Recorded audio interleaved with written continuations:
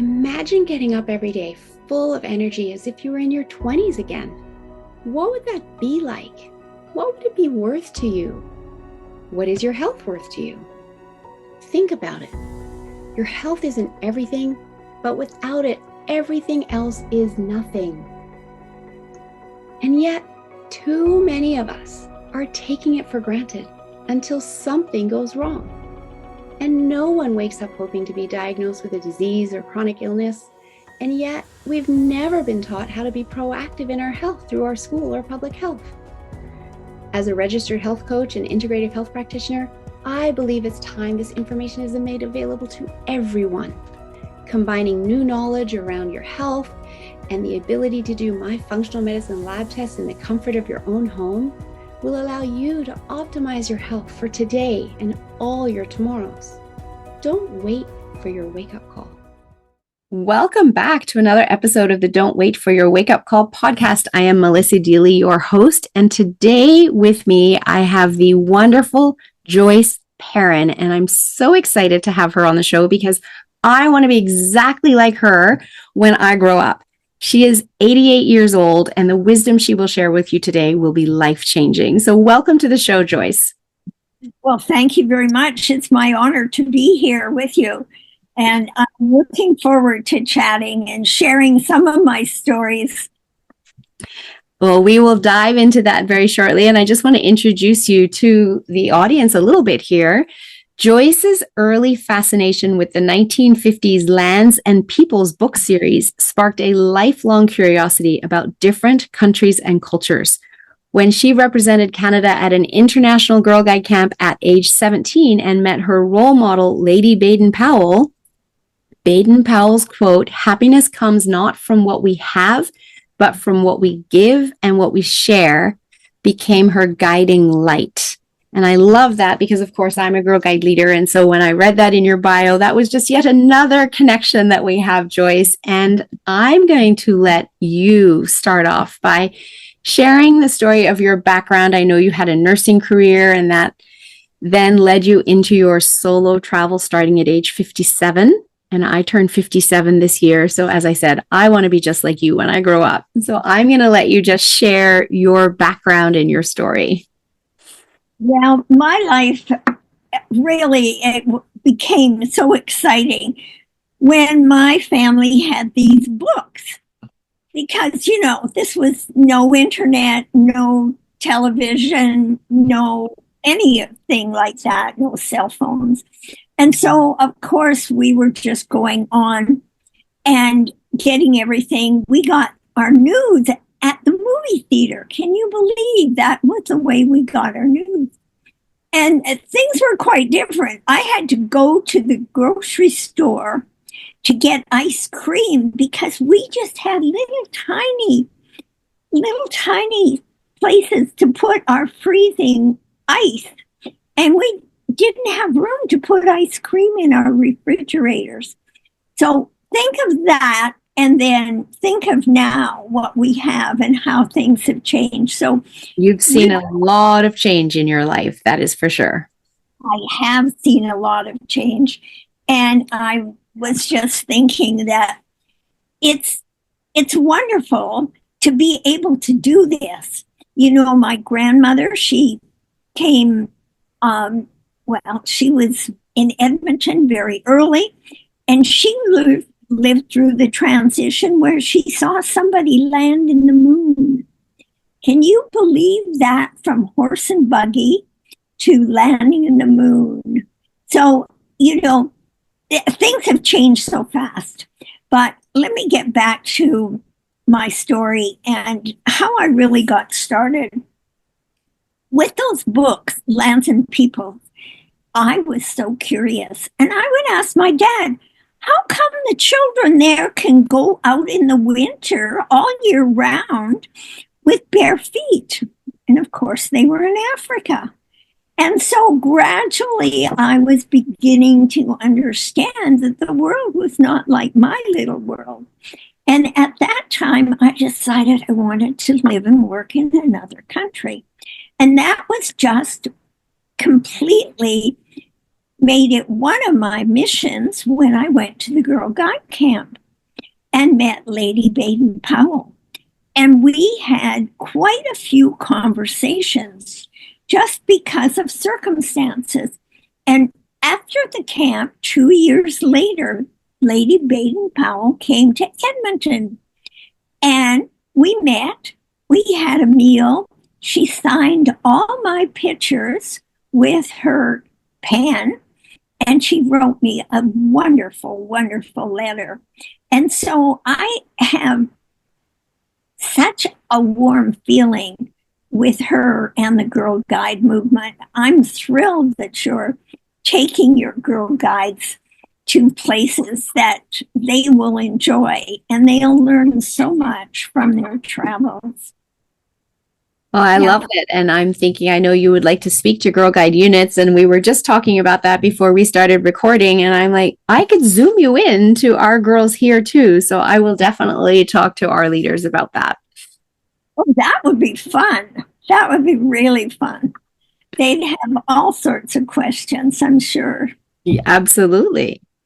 So you have, from a very young age, you've had a big desire to travel and to explore and learn about other places, other people, and been really curious.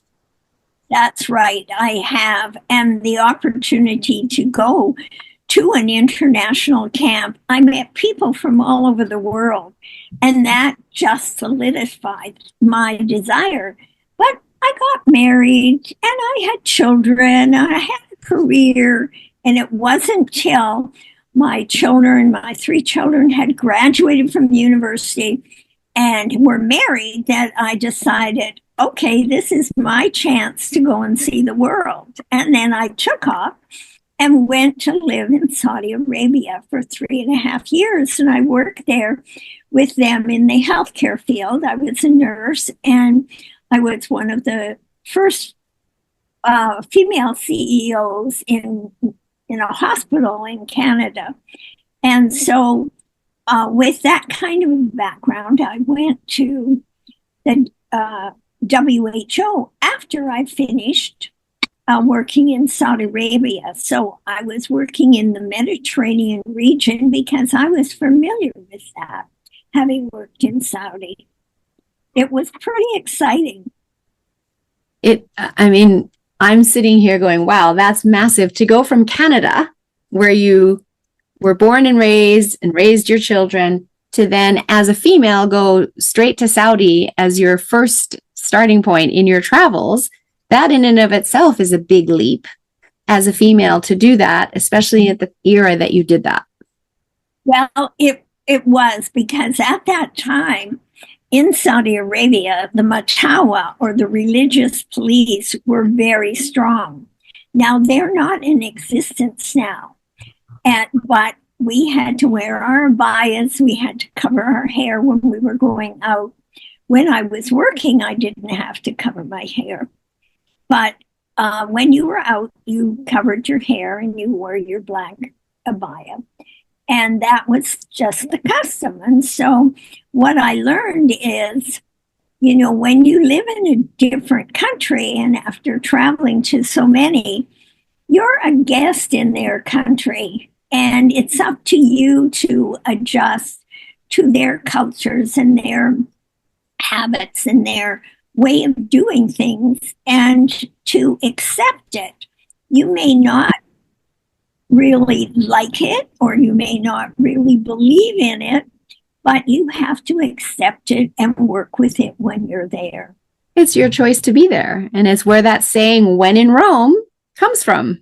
When in Rome, do as they do. When in Saudi, do as they do. I've always traveled with that philosophy as well.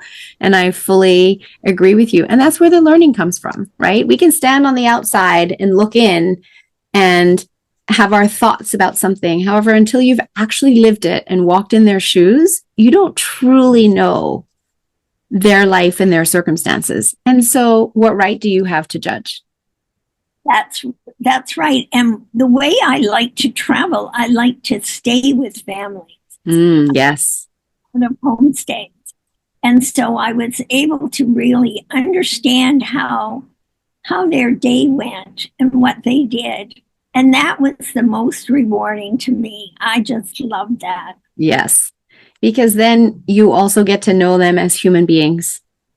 Yes. And to know what their life is truly like versus that judgment of what you think it's like, or not agreeing with their political situation or their religious situation or whatever it is, their clothing customs. You still get to know them as human beings. And that's really beautiful. That's the amazing part. And then we would share stories. And it was amazing how close you could get and how the stories just flowed. There were conversations, and you were talking about cooking. And I said, well, I'll show you the way I make this. And then we try that and the way they make it. And so we compared things, but it was always fun. Yes. And it didn't matter whether I met them riding a camel in the middle of the desert and they were at the water hole.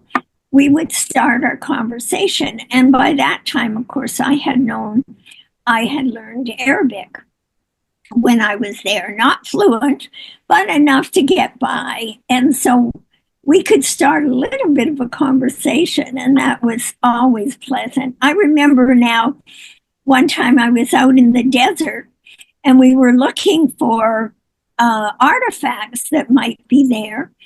And I came upon three men who were sitting there having tea, and they invited me to have tea. And I had gone off by myself. And so there was just me there. And we had a lovely conversation, and they poured tea and it's very, very sweet. Yes. They just welcomed me. It was just so open and so nice, so it was so warm and friendly. That's the thing. I love that. And I think the more you travel, that you realize that most people out there are very warm and friendly and welcoming, and that they are your fellow humans and they want to get to know you and understand you the way you want to get to know them. If you watch the media and the news, then you think, the world's a scary place. However, the reality is when you get out there and you experience it, yes, you have to, you take some precautions, of course. However, most of the people that you come across are beautiful human beings that want to welcome you and share what they have with you. Absolutely. I totally agree with that. And it reminds me of my saying is a smile is a smile, no matter where you are in the world, especially when you smile with your eyes. Yes. It was something I really learned about. People can smile, but they really aren't smiling. And when you travel as much as I did by myself, I had to think of all these little things. Is this person going to be safe to chat with? Because, I wore a dog tag with my name, my Canadian citizenship, phone number of a doctor who happened to be my daughter. So that was around my neck all the time because there was no way that you could be sure that your passport or anything else would be with you if you were in an accident. Right. So it's amazing. As you travel more, your mind thinks about safety just unconsciously. I became much more alert as I was traveling by myself. But safety was just no problem. I had one incident, but with 23 years of traveling, that's pretty good. That is very good. And I love what you say about a smile is a smile wherever you go, and smiling with your eyes is the true heartfelt smile. And if someone's smiling with their eyes, then they're a safe person. That's true. That's beautiful. I found that very important to think about and look at their eyes. They tell a lot as you're going. Yeah. Beautiful. So you started in Saudi Arabia. I I know you've been to all 7 continents, which is my dream. And it's why you are such an inspiration to me. And it's why I wanted to have you on the show, because the show is all about inspiration and motivation and health, and the fact that age is just a number. And, you know, you're 88 here today and you returned to Canada at 80, and you were traveling all through your 60s and 70s. And I want to inspire other listeners to the fact that we can do this. It's a mindset, and it's about keeping moving. And Joyce is living proof that we as humans can do this, and we don't have to slow down as we age. We can get out there and see the world. And, you know, for a lot of women as well, getting into their 50s and becoming empty nesters, etc., it's a time in their life where women start to rise up and realize, okay, how do I live my passion? What's my purpose? And that's exactly what you went out and did. So that's why I wanted to have you on the show and share this with everyone. So after Saudi Arabia, you mentioned going to WHO. And Yes, when was that? I left Saudi Arabia. And the reason I left, I was offered another job to stay and continue to work there. But I was realizing by this time I was 67.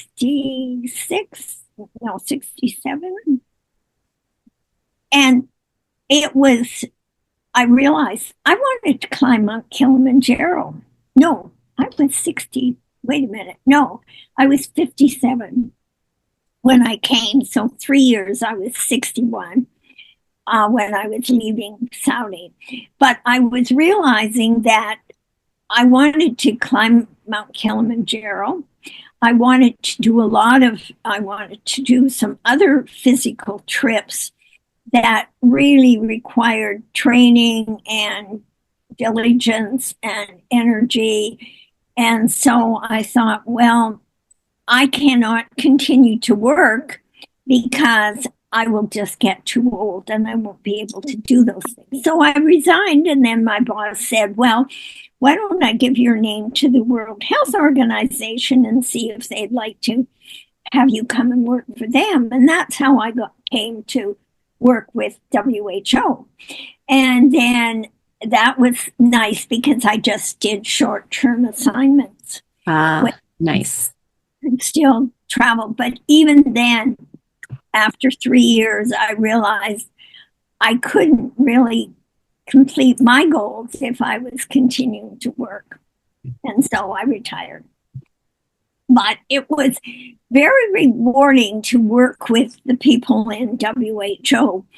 And I worked in Africa, and I also worked in Guyana in South America. And the rewarding part was what I was able to teach them in quality improvement and quality care were things that they could apply at home. And so on my last day, we had a big conference in Morocco, and this was my last time. And I was asking the people if I really did help them, like, did they really use the material we talked about? And this one girl came with a big smile, and she said, well, you know, I used it for deciding we were going for a picnic with my family. I used it to decide how we were going to spend our money. I used it to solve all my problems with the family. And I said, well, do they use it? And she said, yes. That just warmed my heart. Yes. Yes. And I just added, oh, well, you know, we do use it at work, you know. I thought, yay, this is perfect, because she was able to pass it on to others. Yes. It will change the culture and help them make decisions more easily. And so it was very rewarding to get that kind of feedback, because everybody says, oh, you do a great job and that sort of thing. But when 3 years later or 4 years later, when we met, she gave me absolute proof that she was using it. and other people did the same. So it was very worthwhile. Yes. Working that way, because you have to look at what are you contributing and what do you want to do. You have to balance those things. So, yeah, I was lucky, very lucky. Well, I love that story. And it is very heartwarming to know that people have actually implemented what you have taught them, because you go in there. And I know, with my nonprofit, I don't go in there thinking I know what they need. We always get the information from them. What do they need? And then we fundraise and provide resources, etc. And then to see them being able to implement what they wanted as a result of the fundraising, again, very, very important. And seeing the girls get an education and then being able to use that. We have one girl who just graduated from university, and now she's tutoring the high school students during their Christmas holidays. So beautiful ways for people to give back. So you also have started your own legacy in Panama, another place that you lived in. And so I would love you to share about that as well. Yes. A friend of mine, we were having coffee one morning, and we both had incidents where we ran into problems with healthcare with people in the community. And we said, we've got to do something about this. So we co-founded the Panama Hospice and Respite Foundation. And we got it started. We provided free care to people. We go into their homes and help them. We had a loan cupboard, which was a real blessing to people, because if they needed crutches, we could give them crutches, or if they needed a wheelchair there, or anything, side rails for a bed or a hospital bed that went up so that people in the family didn't break their backs. It was very, very rewarding to do that. And unfortunately now there are no nurses that will provide the care, so they had to kind of close it down. We still have the loan cupboard, and that's now, gosh, it must be, can't remember exactly what year it started, but 7, 8, 9, 10, it must be 15 years old. That's wonderful. Yeah. And that must be a very big cupboard, to have hospital beds in there, as well as the rails and the wheelchairs and the crutches. And what a beautiful idea, because those hospital beds alone are very, very expensive. And so helping family members caring for loved ones that need it not break their backs because they can access a loan, that's a beautiful way to, a legacy to leave, and to have that still in operation. It still is in operation. So we're very lucky that a lady is doing it for us. That's beautiful.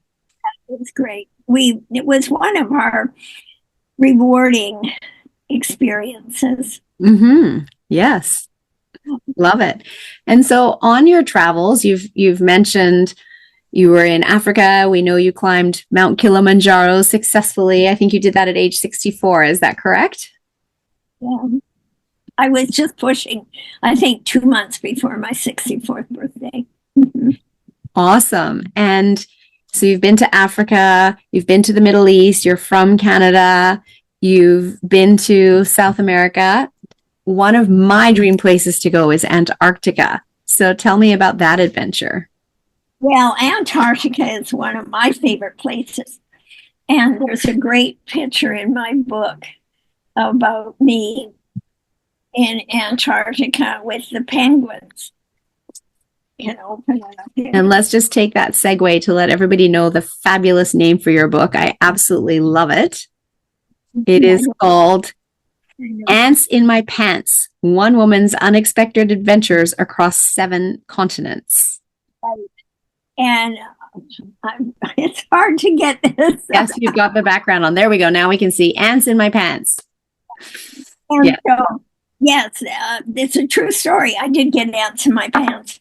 We were waiting for a bus, and it was 2 hours, and I was getting pretty tired. and thought, well, maybe I should just go back and try another day because we don't know when the bus is coming in Zimbabwe.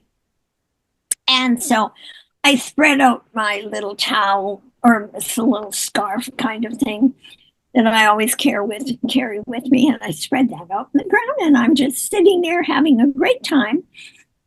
And people were looking at me and I should have twigged, but I was thinking something's wrong, but I couldn't.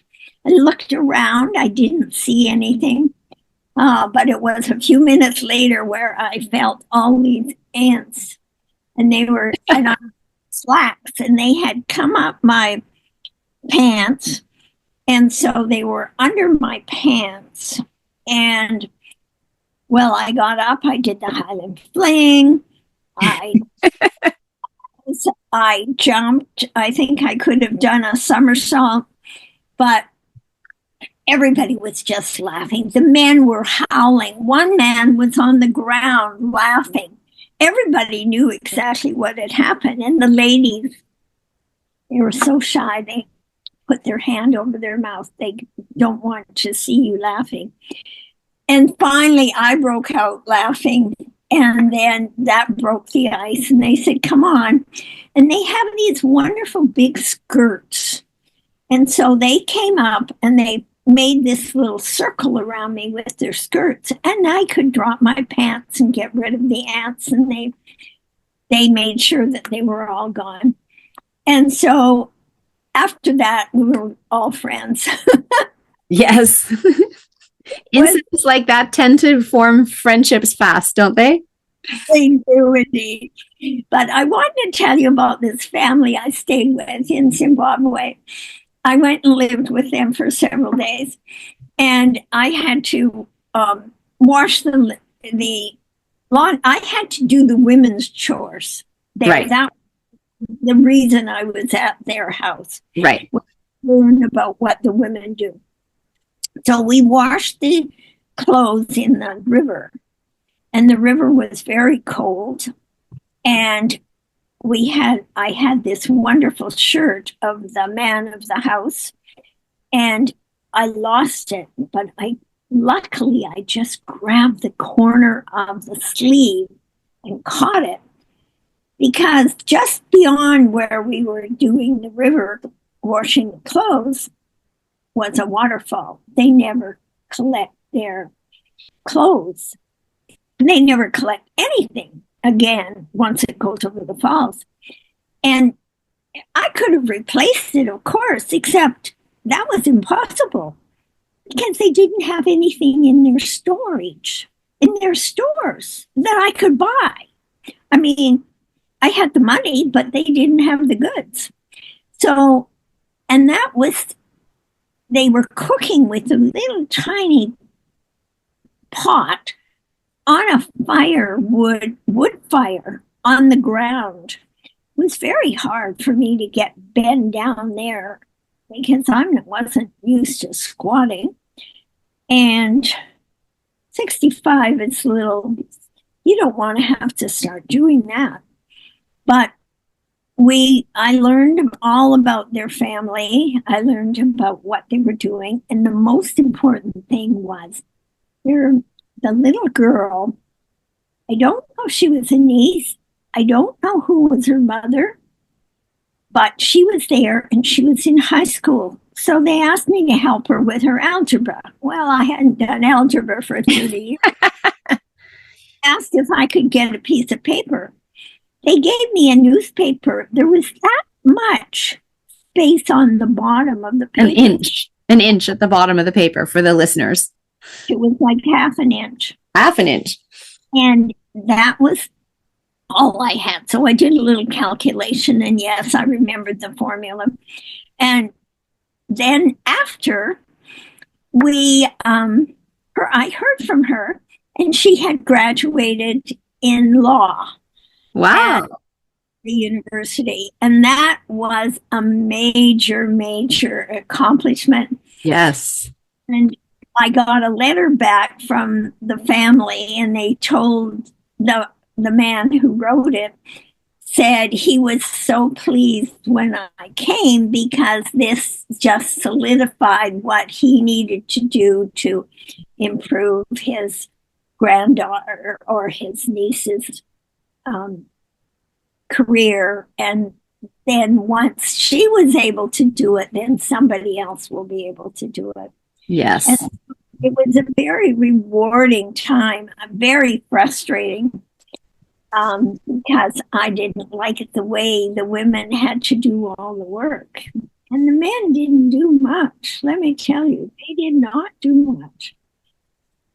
Yeah. So different cultures, right? Different cultures, different lifestyles, and you get to go in and experience it, which is why I love your stories of your travels, because you've lived it. You haven't just gone to a resort every year for your travels and, been in the resort and not done much else. You've actually lived with the locals and learned their way of living. And we can all do this. And the more we do this, the more we come together as one human population on this planet.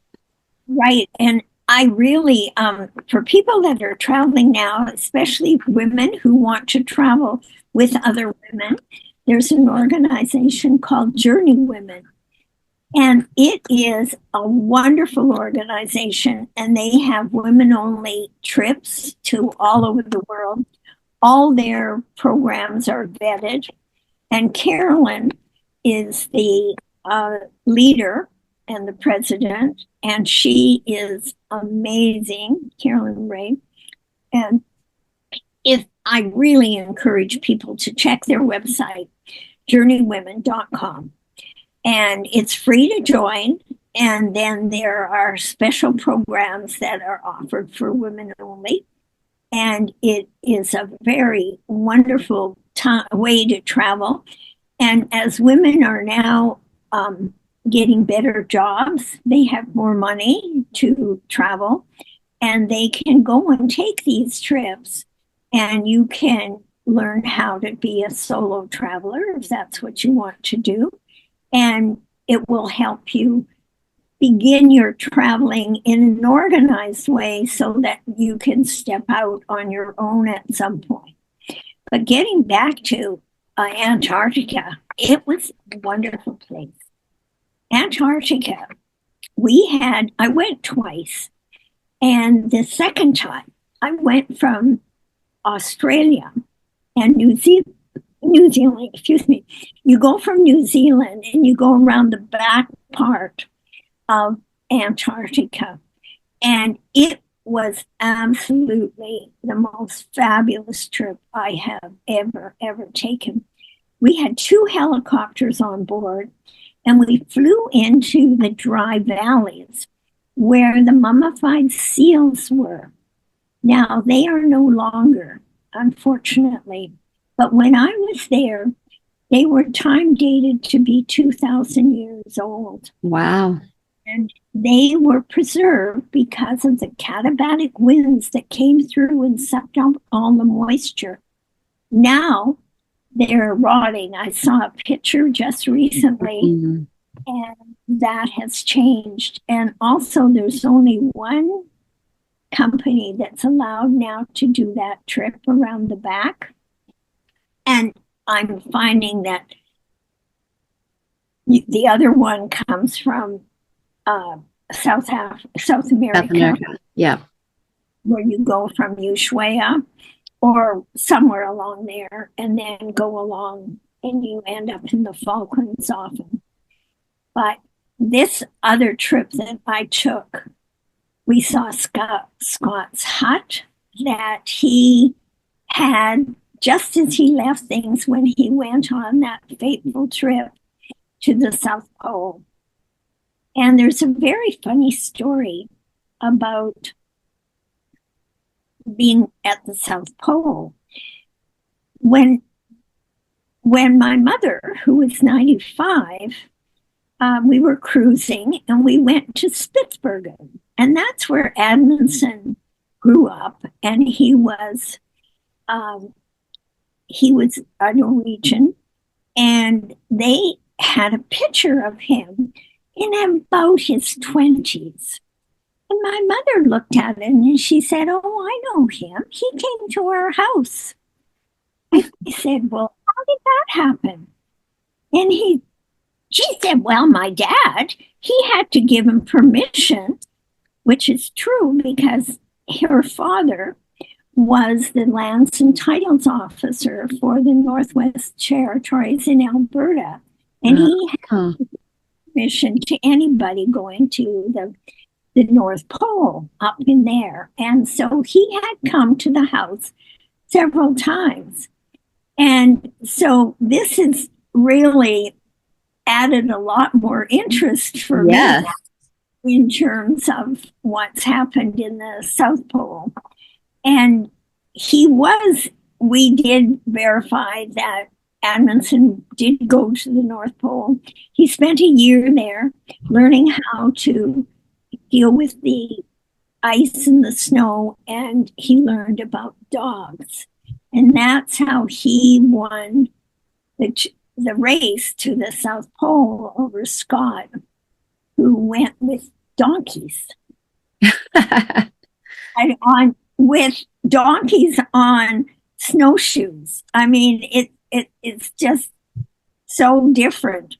But anyway, Amundsen got there first, and unfortunately, Scott died on the way back, and so it was sad.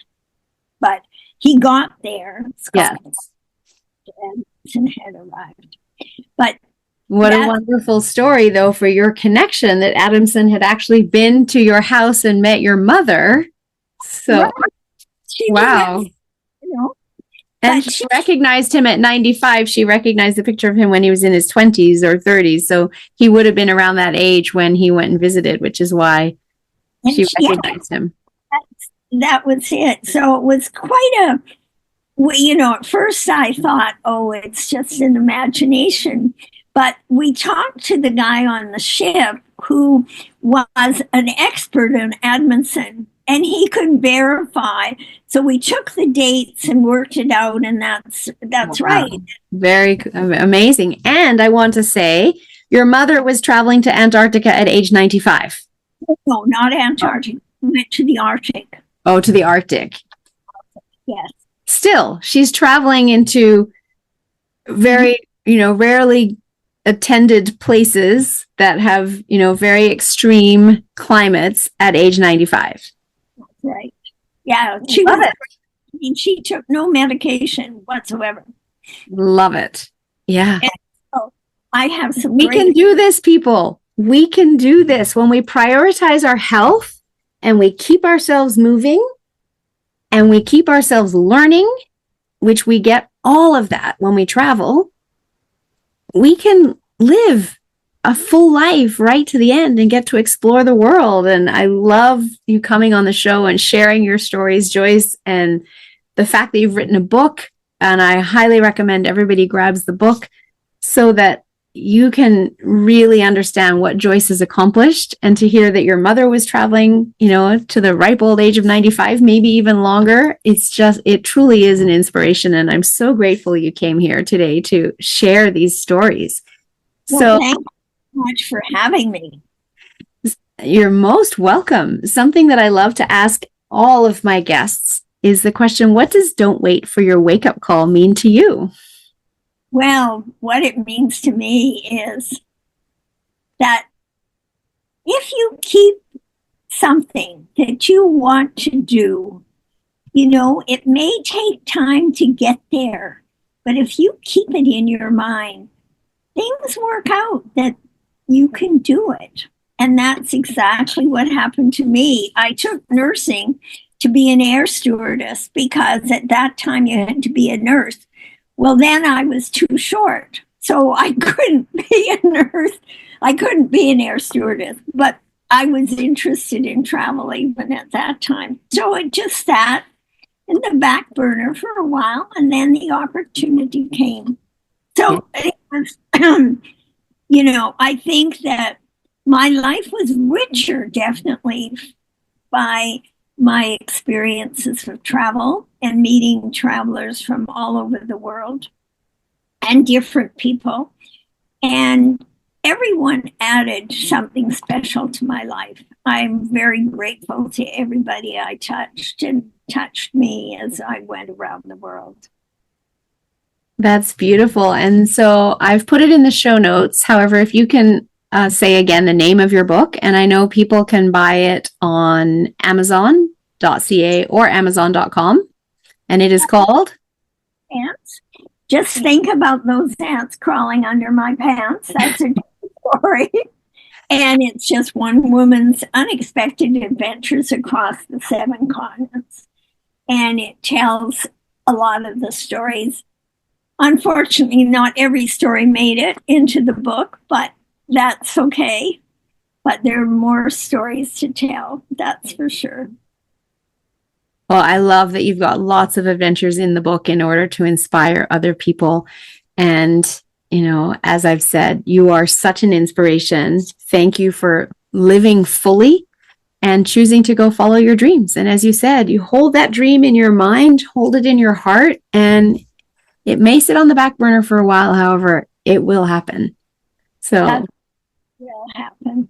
And thank you so much for having me. It's been so enjoyable, and it's so nice to meet another girl guide. Yes. Yes, absolutely. Absolutely. And as we wrap this episode, I want to ask one question, which may be very hard for you to answer. However, what was your favorite place you ever traveled to? And if you'd like to share any last words of wisdom with the audience, please do so. Well, my favorite place was Antarctica. I loved it because it was so different. Yes. It was just nature, and the animals, the seals, the penguins. I was so fortunate. I saw all of the different types of penguins, and it was just that everybody there works together as a team to do the research. And it was a wonderful thing to see this happening in that part of the world. And the other question was again? Do you have any last words of wisdom that you would like to share with the audience? Well, follow your passion, regardless of how long it takes. And just make that one of your missions that you're going to achieve what you want. And you will. If you are determined, you will do it. And I wish everybody that their dreams come true. Well, thank you so much, Joyce, for coming on, sharing your wisdom and your experiences. And I truly hope the audience has found this episode to be inspirational. It's a bit different to all of the other episodes that I do. And I met Joyce very recently. And like I said, I met her and I decided that I wanted to be just like her when I grow up because she is an inspiration. And that's why I wanted to share her story with all of you and know that you can go out there and follow your dreams and do whatever it is you want to do and go to all 7 continents and explore the world and leave behind your legacy. So thank you for being willing to come on and share the show. And I highly recommend everybody go and buy the book because that will be an fabulous read. And thank you to all my listeners for tuning in and caring about your health to show up weekly and listen to the Don't Wait for Your Wake Up Call podcast. I add something. Yes. Physical fitness has always been my passion. I was a synchronized swimmer when I was in university, won many competitions.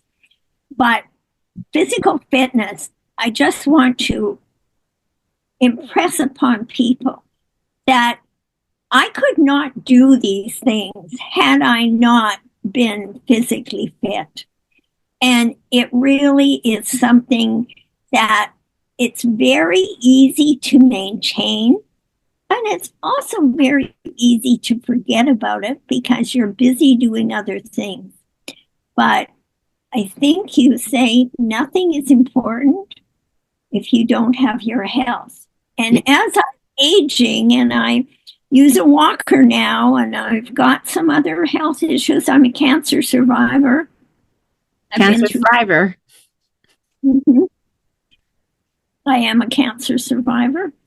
And so I do think, I just want to impress upon people that your health is so important and it's something you must take care of. You really do. If I give one piece of advice, it's maintain your health and keep yourself healthy and active doing things, because I could never have done this had I not maintained my physical fitness. Traveling is hard.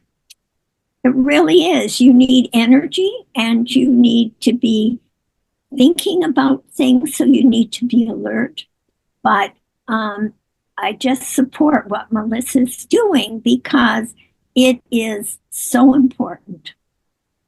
Just wanted to pitch that because you can't do the I things. agree. I'm finding now I can't do the things that I want to do, and I'm just grateful I did them when I could. Yes. Yes. And I fully agree. So thank you for sharing those last and very important words of wisdom, that we all get to live the life that you've lived when we look after our health and our fitness. So thank you again, Joyce, for being on the show. It's been fabulous. And I know you will have inspired many people to step out into a life of possibility. So thank you very much for coming on the show today. Thank you for having me, and all the best. Are you ready to up-level the power of your own mind? Because if you are, you will want to join us at the Amplify Your Mind Masterclass. It is a 2-day program where transformation meets action.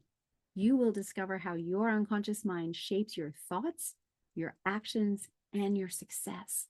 And you'll learn the 3 principles and how thoughts and mind and consciousness are impacting your entire life. We take you through 2 different hypnotic inductions for an incredibly relaxing experience, one on each day. And past students have said they learned more in these 2 days than they did in a 6-month life coaching course. So if you want to up-level your mind and do it with extreme efficiency, join us. No fluff, no guesswork, just real results. I will put the link in the show notes, and I'm gifting to my audience a massive promo code for our April class on April 15th and 16th. Using the code GIFT47, you will receive this class for literally that price, $47, for 2 days of personal growth, empowerment, and transformation. See you there.